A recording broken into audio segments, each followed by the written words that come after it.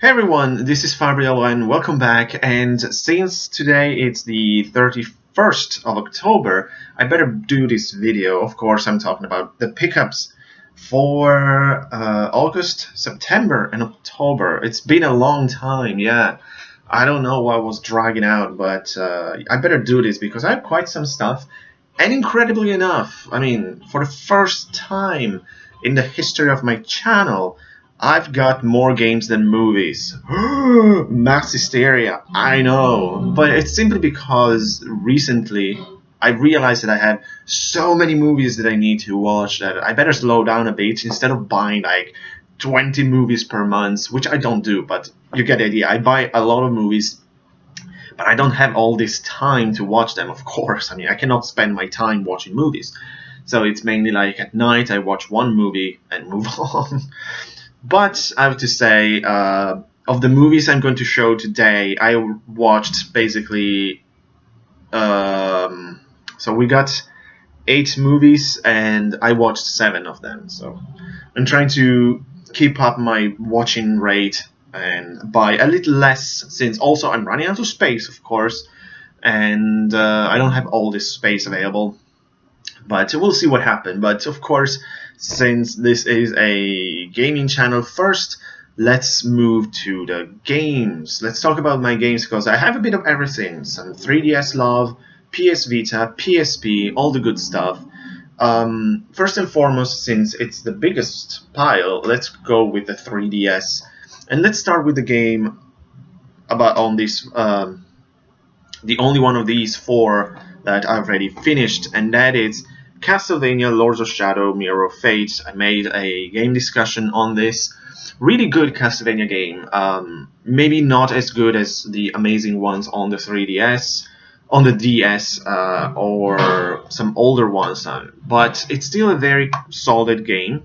If you like Castlevania, I highly recommend it.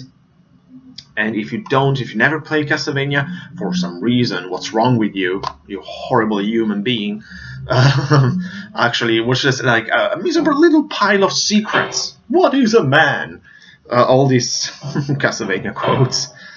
But if you never play Castlevania, this can also be quite a okay way to start, I would say, mainly because it's not too long, it's easy to pick and play. Of course, it's part of the Lords of Shadow series, which is something on its own, so you kind of want to play those to have a better idea of the story, but it's pretty self-explanatory, I would say. It's not. I don't say it's necessary. I wouldn't say it's necessary to play the other 2 before. So a lot of fun. A really good game. If you like, as I said, I would recommend this. It's a good. It's a sort of teaser of how Castlevania used to be from the Lords of Shadow's perspective. Watch my video if you want more information and if you're interested. Moving on, this is a big one. I really want to play it. I don't know when, and that is Fire Emblem Echoes Shadows of Valencia. I heard so many good things about it. Like I remember Senkai was really liked it, and others. But the thing is, this is all just me. I don't know. I kind of want to play Fates, Fire Emblem Fates before this. For some reason, I know it's not necessary, they're not connected, but in a way, I'm kind of thinking, like, should I play Fates first and then this one? And I don't know, but since I already got this, I better play it. But yeah, if I want to, with Fate, whenever I'm gonna buy it, I think I'm gonna go with Conquest instead of Birthright. But at the same time, I don't know why I'm not playing this, because, as I said, I absolutely love Fire Emblem since I played Shadow Dragons on the DS. That's the first one I got into, and this looks absolutely gorgeous, and I cannot express how much I love the gameplay in Fire Emblem, the permadeath, the actual gameplay, like in battle, the combat system. It's strategy RPG perfection, of course. And of course you have to consider, since I already got this, these kind of games don't go down in price, and especially not fast because they are, well, they're not first-party Nintendo games. This is Intelligent System, but you can say it's second-party. So the same rules kind of apply to this. And as I said, I managed to got it. I didn't spend too much, also because I was not interested in a special edition. I don't care about those. I don't have the space, and I don't care. The only time I remember, this was curious, and a sign that special editions are not for me. The only time recently that I was thinking about getting a special edition was for Treasure Cold Steel 2. I say, okay, I ignore it on the special edition of Cold Steel 1. Let's get the special edition of Cold Steel 2. That's how much hyped I was for that game. Of course, that game didn't get a special edition, so I was like, right, it's a sign. I should just ignore those stupid, large, and overpriced editions. They're not for me. So, just the game, it's fine by me, and I cannot wait to play Echoes. We'll see if it's going to be this year or next year. Who knows? I have so many great games I still need to play, so it's ridiculous. Next we have, spoiler alert, the game that I'm actually playing right now, and that is Seventh Dragon 3 Code VFD, the third game in the Seventh Dragon series by Sega. And I didn't really know what to expect because I read very positive comments online. So I found it for a decent price considering it's a 3DS game. I think it was under the £30, which is usually the price for 3DS games. So I was like, well, why not? And after I beat Danganronpa another episode, I wanted to go for another RPG. This was like just in front of me. I said, let's try this. And it's really good. It's excellent gameplay. It's an interesting story and setting. I'm just like, I think 11, 12 hours in. But if you like JRPGs, this is an absolute no-brainer. It's really good. Really, really good. And it's funny that even though it's not a special edition, of course, because I don't even know if there was a special edition of this, it has a mini art book inside, which is really small, but it gives the idea of this art. And I love how crazy the dragons look like that. There's the one with a huge metal ball on the head, or with a sort of hammer-shaped head. Those are my favorites. I love them. But really good gameplay. I'm not a huge fan of the in-game graphics. But they are just a very personal opinion. I'm not saying it's bad at all. Actually, it looks really good, but I'm not too much of a fan of that style. But the music, it's excellent. And then I discovered that it's composed by Yuzo Koshiro. So of course it's good. So I would like to look for the soundtrack of this because there are really good tracks. But I'll probably say more I'll definitely say more in my game discussion video whenever I manage to finish it. I don't know how long this is.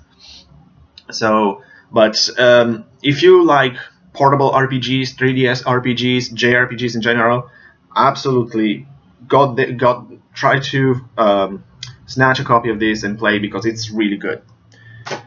And finally on the 3DS, of course I had to pick this up. I want to play it as soon as possible, maybe after Seventh Dragon, or we'll see. Of course I have to pick Metroid Samus Returns. I mean, I freaking love Metroid. And as like, the moment I saw the announcement for this, I said, I have to have it. And I bought it immediately. I want to play this year still, and I saw like gameplay previews. I saw some discussions online. Everyone loved this, and it's curious the fact that it's made by Mercury's team, actually the same guys that did the Castlevania Lords of Shadows. But I cannot wait to play it. I know I'm gonna love this since I love Metroid. Who doesn't love Metroid? Let's move to the Vita. We only have 2 games, but 2 very interesting ones, I think. First, I already tried this just for an hour to see how it is, and I like the concept. I just need to go back and give it my full attention. And that it's Fate Extella, the Umbral Star. I absolutely love the Fate series in terms of anime. I'm currently watching Fate Apocrypha or something. It's a weird name, but I think I said it right. If not, which is pretty good, I have to say. I like the idea of having 18 masters and 18 servants instead of the classic 8 formula. Is the Great Grail War, which is a cool concept. And the thing that I love the most about Fate series, of course, are the servants, and that's what Type Moon does to you. You get really attached to the servants, and of course you know that by the end of the series only one will survive. So when you see some servants die, you say, "Oh shit!" Thanks, Type Moon. I know exactly what this is. I know it's a Dynasty Warrior kind of game in the Fate universe. I tried. I played like for an hour and a half or something. It's a lot of fun. I mean, there's a lot of text in this because, of course, the Fate Extra series started as an RPG, so they still maintain that. I remember the first Fate Extra was a pretty good game on the PSP. We never got Fate Extra CCC, the sequel. So I was kind of surprised that we were gonna get another Fate Extra game, but it's pretty fun. I will really like to play it more whenever, or it's also kind of good palate cleanser here and there to play an hour here, an hour there, since, as I said, the gameplay is a very kind of distracting thing. It's a Dynasty Warrior kind of game, and which a game this year, I will talk it in my Game of the Year video later, kind of proved that maybe I'm not much into them anymore, but instead this one actually I was having fun. Probably it's the Fate coat of paint that helped, but we'll see. Of course, I would have preferred a more traditional Fate Extra JRPG, but this is still fun. I like it. And finally, I'm super happy for this. This is how I wanted to play this game from day one, from the beginning, and that is Ys Origin. This is how I wanted this game. So I bought it on Steam, of course, when it was released, and I loved it, of course. It's a great Ys game. If you like Oath-in Falgana, this is the same, basically. Oath-in Falgana just has a better music, but the soundtrack in Ys Origin is pretty good as well. Especially soundtracks are phenomenal. And I remember on Steam, I beat the game with Unica, the girl with the axe. But with this, the way of playing Ys Origin on the Vita, on the go, I will definitely replay it. Ideally, finish it with Hugo, and maybe even with the Claw. We'll see what happens. But I definitely want to replay Ys Origin because, as I said, this is how I wanted the game. I wanted it on the Vita, not on Steam. Plus, as you probably know, I got this on PlayAsia. It's the Chinese or Asian edition, but it has English subtitles. Perfect. So no problem at all. I cannot wait to replay some Ys Origin. It's such a good game. Not my favorite Ys game, but a really good one, a really pleasant one. As you know, it's a prequel of the whole series, so it's a lot of fun. And I love those.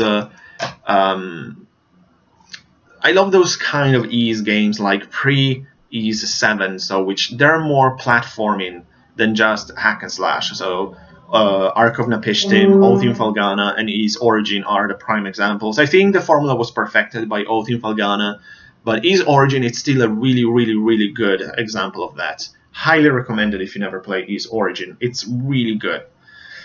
And let's move and finish the games with the PS Vita. Got 3 of them, and 2 of these were actually...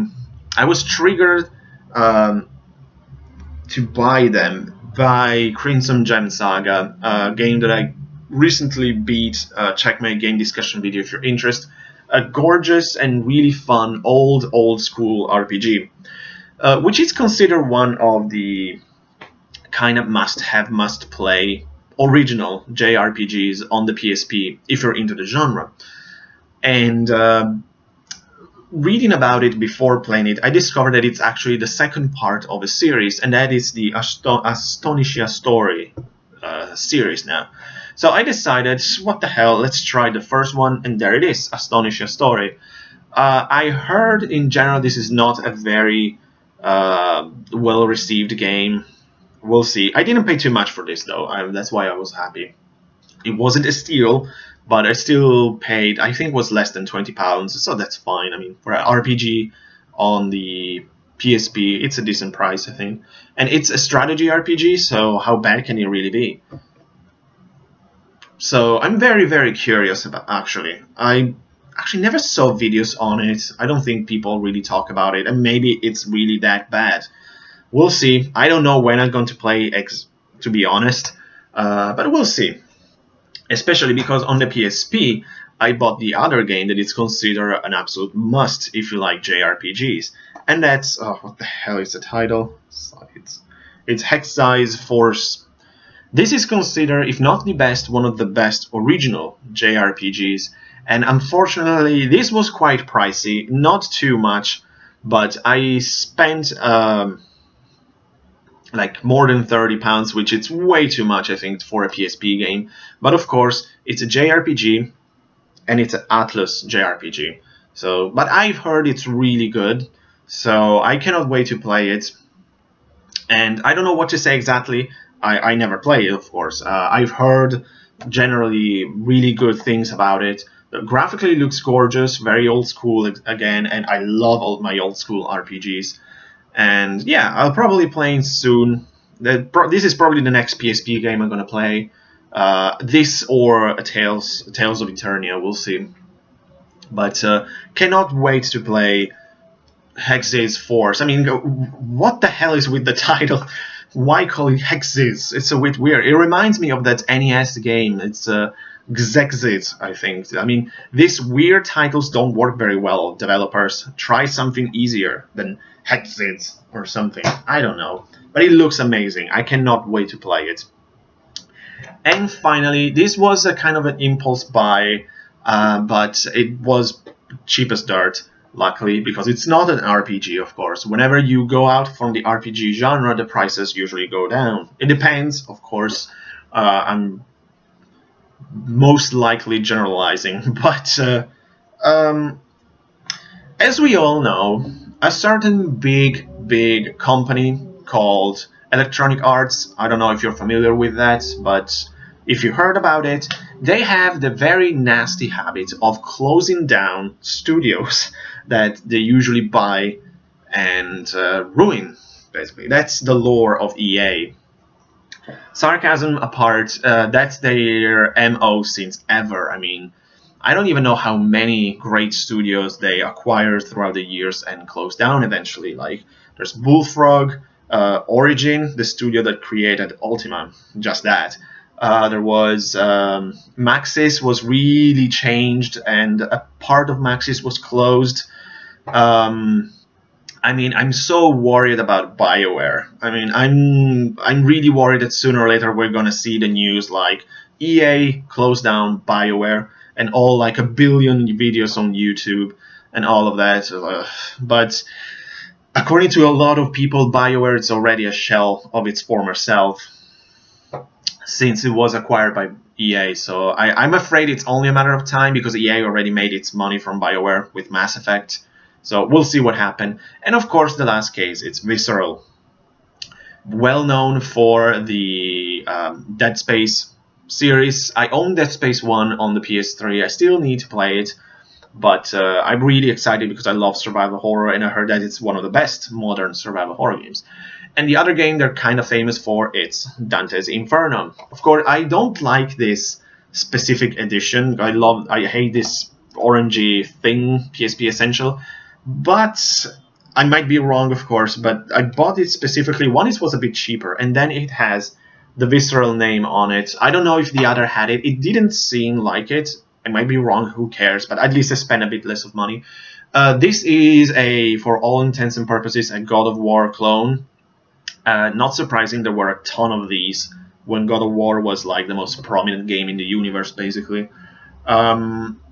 I'm really curious about it, because, I mean, to base a game like this on the Dante's comedy, that's, whoa, that's curious, especially like considering I'm Italian, Dante is huge in Italy, of course. I mean, basically Italian it's a derivation from Dante's Italian. So I don't think Dante was like this sort of like bodybuilder with a huge site. But apart from that and stupidity, but I bought it mainly because it's a visceral game. But I always been kind of curious of this on the PSP specifically, because I heard actually kind of good reviews specifically for the PSP, and it looks like a good palate cleanser. Like if I'm playing two RPGs, this could be a good game to play first, just to cut shit up with Dante. So very curious about it. And of course the fact that I wanted something with visceral, even though I have Dead Space, but something here in London, because Dead Space it's in Italy together with my PS3. And the whole thing with Visceral Studio, there's the whole ridiculous discussion about the death of single player gaming. That's stupid, of course. It's never going to happen. But yeah, I don't even want to talk about it because it's kind of redundant. I mean, of course, a single player it's not going away, because at least half of the whole gaming population it's interested in single player. And look at like huge releases recently. Wolfenstein 2, that's a single player only game, if it's the same as Wolfenstein The New Order. Mario Odyssey, Persona 5, Nier Automata, all these games are single player focused. It's not that exclusively multiplayer only it's the way of the future. Maybe it's becoming more and more prominent, but I think the way it's supposed to be, it's having both. But EA, they're just idiots, of course. I mean, why do we even bother with EA? I mean, they stay afloat just because of their stupid sports game and by buying their competition and then close them down. That's the EA MO. Okay, that's it for the games. A little EA rant there, but of course, I mean, it is the most hated company in the gaming universe, and rightly so. I mean, they deserve the hate. Let's move to music. I got two CDs here, which are both interesting and connected to my experience in Italy in August, as I went there for work reasons, and one night the organizers of this event I was working for decided, let's go to this event called Rock City. It's like, okay, that sounds interesting. Because you have to understand, we were in the middle of nowhere in central Italy, so like like a couple like 100 and something kilometers from Rome, so in the middle of nowhere. But there are plenty of like small villages. I was working in an archaeology project, basically, just to give an idea. And this Rock City, the name was interesting, but then we discovered there were two tributes bands. One to Blink-182 and the other one to Linkin Park. Of course, that was right after the death of Chester, the Linkin Park frontman, of course, which was a sad news, of course. Personally, I didn't really care about Linkin Park, but I was pretty curious about Blink-182 because that's a big nostalgia thing for me. Since in between the last year of elementary school and middle school, I was really into Blink-182. They're one of the bands that got me into punk music at the time. In fact, I remember like when they start singing the songs like "What's My Age Again," "All the Small Things," "Carousel," "Peggy Sue," all the classic Blink songs. I was like, this is a nice nostalgia trip, I have to say.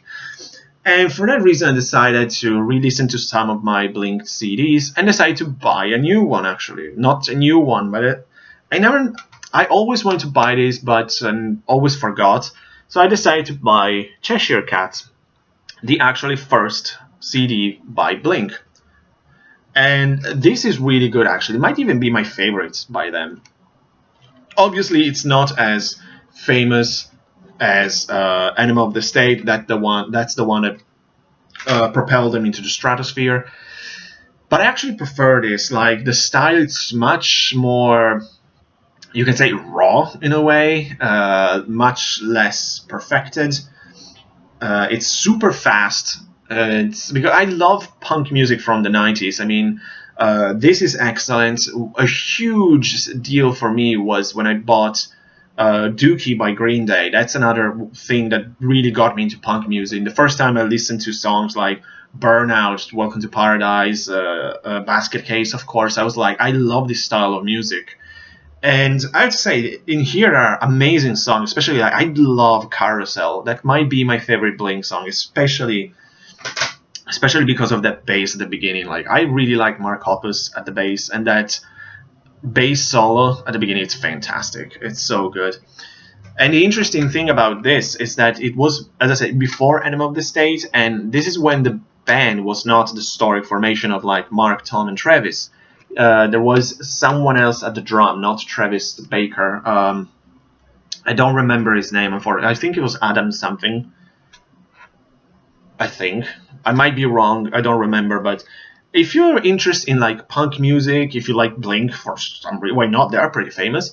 But especially if you like punk music and 90s punk, which is really good, I highly recommend Cheshire Cat. You can probably find it for next to nothing.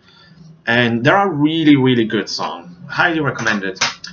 And then, for some reason, I realized that I didn't own this CD, which is a crime, considering I love this kind of music.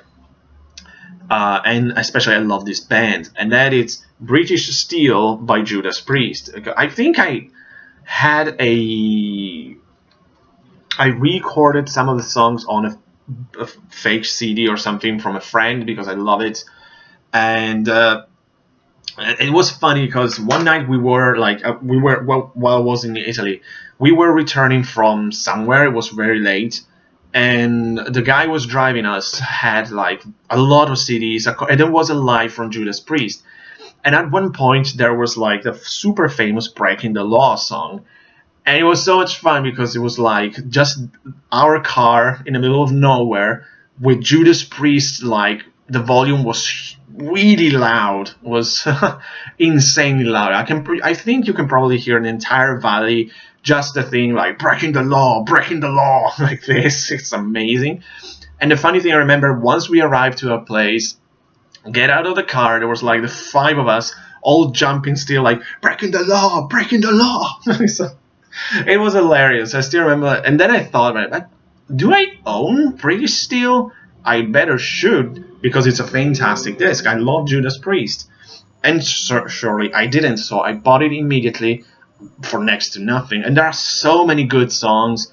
Of course, I say Breaking the Law and Steeler and are probably the best. But right, Rapid Fire, Metal Gods, Red, White, and Blue, great songs. I cannot recommend this enough. It might be the best British Judas Priest album. It's really difficult to say because I absolutely love Screaming for Vengeance and Painkiller, but British Steel, it's really, really good. So that's it for music. Let's move to the movies. And let's start with the TV series. And this, I bought this because I was talking to a friend who actually mentioned this, and I realized, oh yeah, I only own and watch season 1, and there are 2 seasons, so I should buy the second. And then it's Dollhouse by Joss Whedon, and with Elisa Dushku. I just blank on the name. It's such a Buffy throwback in a way to see Joss Whedon and Elisa Dushku together. And there are also other actors from Buffy who usually work with Whedon. And I remember I watched the first season of Dollhouse, and the concept was interesting. But for some reason I always forgot to check season 2. I bought this for like £5 or something in excellent condition. So sooner or later I'm gonna watch it. I'm kind of curious to see how it ends, how it progresses. As I say, the idea it's interesting. I like this concept of the dollhouse, creating all these new memories and really weird and interesting ideas and mechanics and themes in this. Movies, not too many. As I said, for the first time I have more games than movies, but I got some really quality ones here, of course. Let's start with Flight of the Navigator. a classic sci-fi movie from the 80s, which it's really nice, I have to say.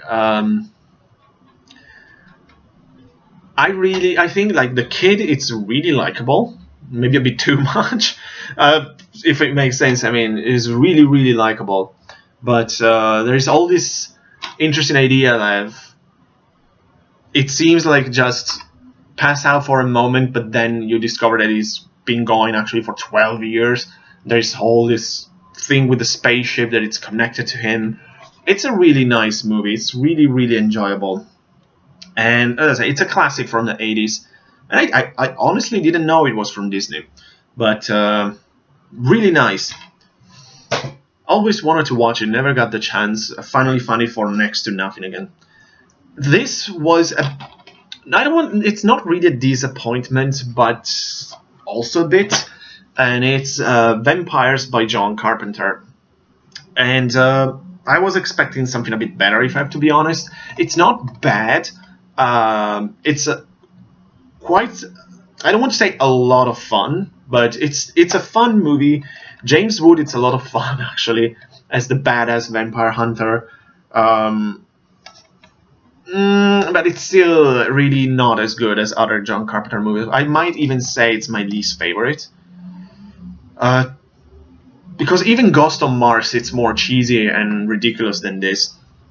I'll say probably the whole movie, to me, it's kept together by James Woods, and but it's still fun. But John Carpenter makes usually its movies are so much better than this. So yeah, I was, as I say, not really disappointed, but this could have been so much better, I think. Also because one thing that I didn't like too much in this movie was the music, because usually John Carpenter movies have amazing soundtracks. This, not really, or at least was not memorable enough that I don't even remember it. But it's still a John Carpenter movie, so it's not that bad. I mean, again, I basically pay nothing for this, so I'm not that angry. Oh boy, the next one. I was curious about it, I admit it. Between the title and the cover, I was like, okay, you got my attention, let's give it a shot. How bad can it be? You know, I like this sort of... I like movies that are so bad that they're good, and this was fun, and that it's... what's the title? Sorority Babes in the Slime Ball Ballorama. Yeah. Do I even need to comment? I admit it, I completely fell for it. I was just so curious. What is this crap? And it's a sort of horror movie, but really light horror. Also because this version was quite heavily censored, meaning that you don't even see most of the killing. So I was really disappointed. Yeah, it's a pretty dumb movie. I'm the first one to say I enjoyed it for what it was, but it's pretty stupid.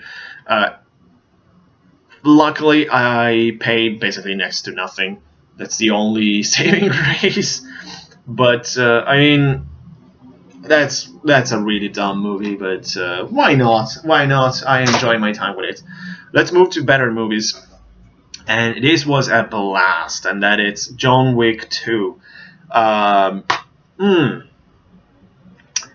I don't know if I like this or the first one better. I still need to think about it. They're both excellent modern action movies. And Keanu Reeves, of course, is a real badass as John Wick. And the thing I love the most about the whole series is this whole lore of the Assassin Guild organization that it works for or is connected with. Like all those gold coins, the hotel. Of course, to me, kind of the highlight of the movie was the scene with the sommelier. That was a lot of fun. In fact, it was like slapping the trailer immediately because they knew that was the best thing. Like, I want a taste with all the guns and everything. That was very fun. But excellent movie. I love the style of these John Wick movies. They're really well made. The action is excellent, of course. And as I said, Keanu Reeves is perfect as this basically one-man army. of a killer, and I cannot wait for the third one.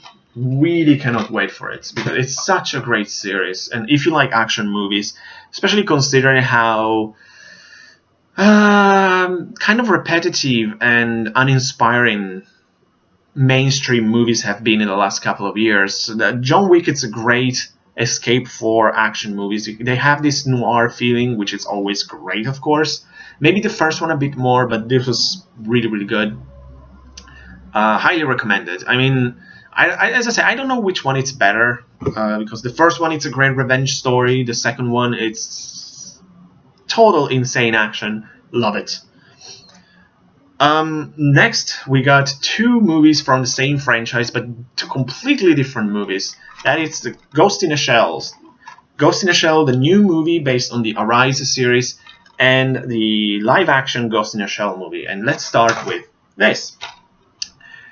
This is excellent, excellent Ghost in the Shell. I mean, nothing will ever top the original movie for me, because that's my favorite anime movie of all time, the 1995 one.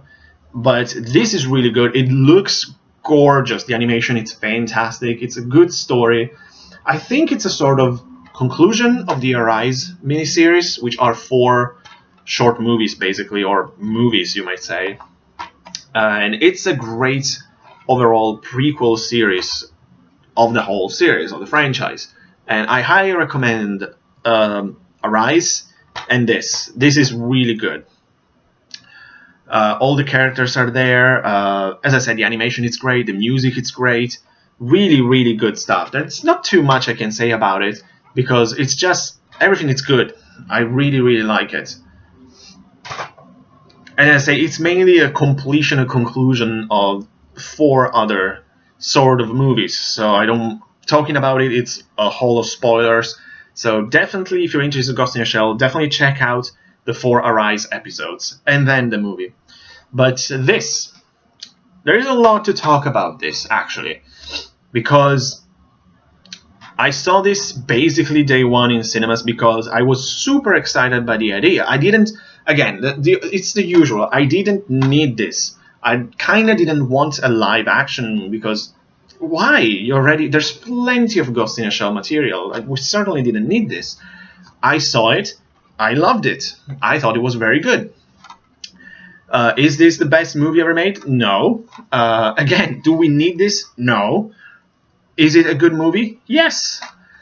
But the thing is, kind of like movies such as Ghostbusters, even though this is it's slightly different, but it's one element that it's used as the main argument for the whole movie and covers everything else. And of course, is the fact that Scarlett Johansson plays the major Motoko Kusanagi.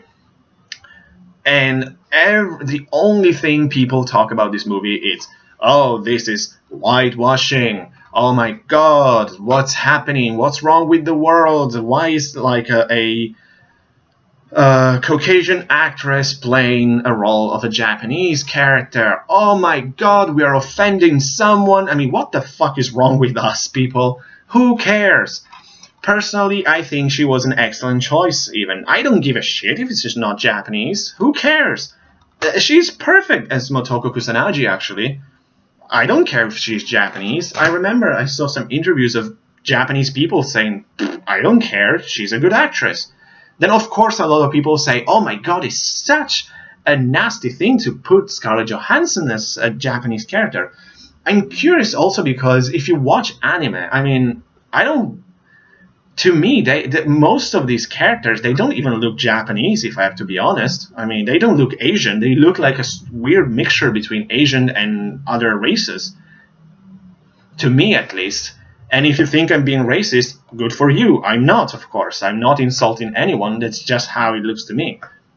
Because certainly, anime characters, they don't look as your typical Asian person, in my opinion. And honestly, I think this is probably, if not the best, one of the best adaptation of an anime. Because that is something extremely difficult to do, actually. And honestly, it's a really good action movie. It has an interesting... because one thing that I appreciate from this is that it didn't try just to be Ghost in the Shell 1995 the live action version. It has its own original ideas and stories, and takes like some parts of the original movie as an homage. I mean, there are, for example, certain scenes from the original movie, which is a good thing. Why not include some of the best, like when there is the garbage people taking garbage, and then one of them is hacked running through the building, the plane, and then the fight on the water. That's good stuff. Why not including this? So this is a great movie. It looks amazing. I mean, from a visual point of view, it's top notch. The music, the soundtrack is excellent. It's shit because of Scarlett Johansson, who actually is really good, I think, as Motoko Kusanagi. So I don't know. I mean, honestly, I think I'd like this more than Blade Runner 2049, if I have to be honest. And that is also a good movie that I didn't want. I watched it basically day one. I enjoyed it. I don't think it's as good as some people say, but it's certainly not a bad movie. It's good.